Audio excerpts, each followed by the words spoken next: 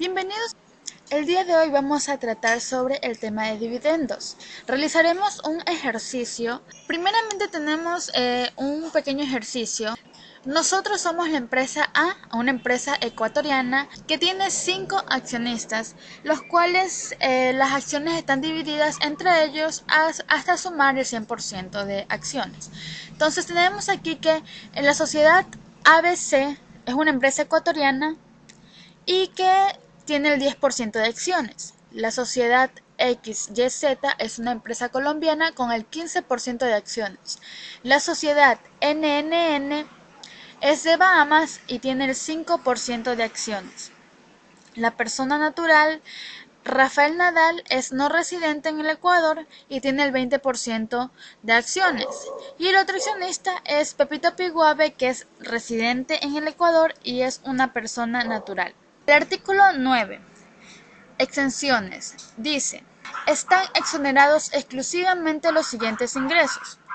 Primero, los dividendos y utilidades calculados después del pago del impuesto a la renta distribuidos por sociedades nacionales o extranjeras residentes en el Ecuador, a favor de otras sociedades nacionales o extranjeras no domiciliadas en paraísos fiscales o jurisdicciones de menor imposición o de personas naturales no residentes en el Ecuador.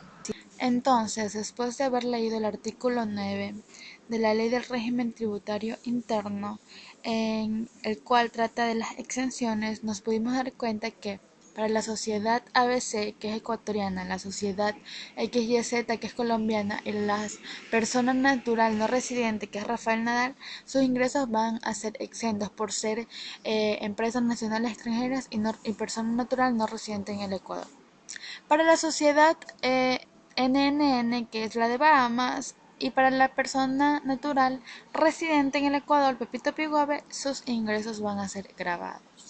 Para entender un poco más sobre el contenido que vamos a tratar, nos vamos al artículo 4.1, que trata sobre la residencia fiscal de personas naturales en la Ley del Régimen Tributario Interno, la cual dice que serán considerados residentes fiscales del Ecuador en referencia a un ejercicio fiscal las personas naturales que se encuentren en alguna de las siguientes condiciones: que su permanencia en el país, incluyendo ausencias esporádicas, sea de 183 días calendarios o más, consecutivos o no en el mismo periodo fiscal. El punto C dice que el núcleo principal de sus actividades o intereses económicos tiene que radicar en Ecuador de forma directa o indirecta, y que no haya permanecido en ningún otro país o jurisdicción más de 183 días calendarios consecutivos o no en el ejercicio fiscal, y sus vínculos familiares más estrechos los mantenga en el Ecuador. Como ya lo habíamos tratado anteriormente, el artículo 9 de la Ley del Régimen Tributario Interno habla sobre las exenciones, donde dice que los dividendos los declara la Junta Directiva. Son exentos de impuesto a la renta los que indica la ley. Si un accionista posee más del 20% de participación en acciones, tiene un grado de influencia significativa, puede ordenar repartición de dividendos. Si son repartidos a personas domiciliadas en paraísos fiscales, los dividendos serán grabados. Si el beneficiario efectivo es una persona natural residente en el Ecuador, no aplica la exención. La retención por conceptos de dividendos. El crédito tributario de dividendos, según el artículo 36 del reglamento de la Ley del Régimen Tributario Interno, nos indica sobre el reembolso de gastos en el país. El primer valor es el impuesto pagado por la sociedad correspondiente al dividendo. El segundo valor es el ingreso grabado, la renta global, por el 22% o 25% de las utilidades. El tercer punto es el impuesto a la renta causado con dividendos menos el impuesto a la renta causado sin los dividendos. Y de esos tres valores, que escoge el menor. Y ese será el crédito tributario. El artículo 37 del LORTI habla sobre la tarifa del impuesto a la renta de sociedades. El primer caso es que no haya accionistas en paraísos fiscales, lo que va a tener el 22%. El caso número 2 es si hay accionistas en paraísos fiscales donde su participación sea mayor o igual al 50%, va a tener un porcentaje del impuesto a la renta del 25%. Y el caso número 3 es cuando hay accionistas tanto en paraísos fiscales o como no hay.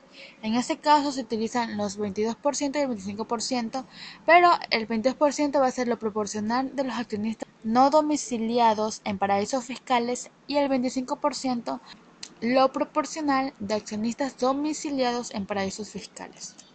Una vez conocido un poco de lo que es la parte conceptual de dividendos, según los artículos de la ley y reglamento del régimen tributario interno, vamos a aplicarlo mediante un ejercicio. Este pequeño ejercicio que vemos aquí nos muestra la empresa A, como ya lo había dicho, que era una empresa ecuatoriana, que tiene unos ingresos de $1.000.000 y los gastos de dicha empresa son de $400.000. La utilidad va a ser de $6.000. La utilidad es ingresos menos gastos. A esta utilidad se le saca el 15% de participación de trabajadores, que va a salir 90.000. 600.000 menos 90.000 nos da 510.000 y eso va a ser nuestra utilidad antes de impuesto. Luego se procede a sacar el impuesto a la renta. Entonces aquí tenemos el cuadrito del impuesto a la renta, el cual nos muestra lo que habíamos visto anteriormente, según la primera diapositiva, en los que había empresas que eran residentes en paraísos fiscales y no residentes en paraísos fiscales, por lo que vamos a sacar lo proporcional de ambas partes. Nos muestra que el 5% de participación son de accionistas que son residentes en paraísos fiscales y el 95% restante son de accionistas que no son residentes en paraísos fiscales. Por lo que vamos a proceder a sacar el impuesto a la renta de los 510.000, que son los utilizantes de impuesto, por el 5% de participación de los accionistas, por el 25% del impuesto a la renta, va a dar 6.365. Y de los 510.000, por el 95% restante y por el 22% vamos a tener los 106.590, y la suma de esos dos va a dar el impuesto a la renta, que da 112.965. Va a ser nuestro impuesto a la renta. Y la resta de nuestro utilidad antes de impuesto contra el impuesto a la renta va a ser la utilidad después del impuesto, que da 397.035. La empresa decidió repartir los dividendos 50%, entonces la base imponible sacamos, que va a ser nuestro valor distribuido de dividendos, que son los 397.035, que fue la utilidad después del impuesto, por el 50%, que es el porcentaje que van a repartir, más el impuesto pagado a sociedades del valor distribuido. Entonces, vamos a hacer de los impuestos de renta, que es 112.965, por el 50%, y la suma de eso va a dar 255.000, que es nuestra renta global.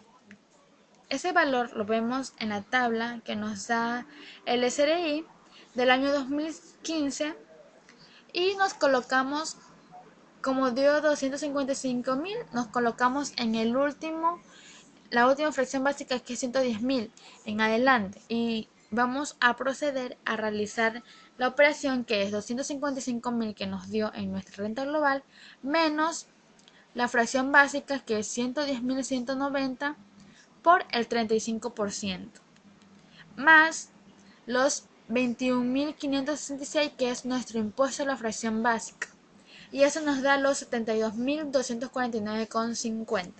El primer punto es el impuesto pagado por la sociedad. ¿Y cuál es el impuesto pagado por la sociedad?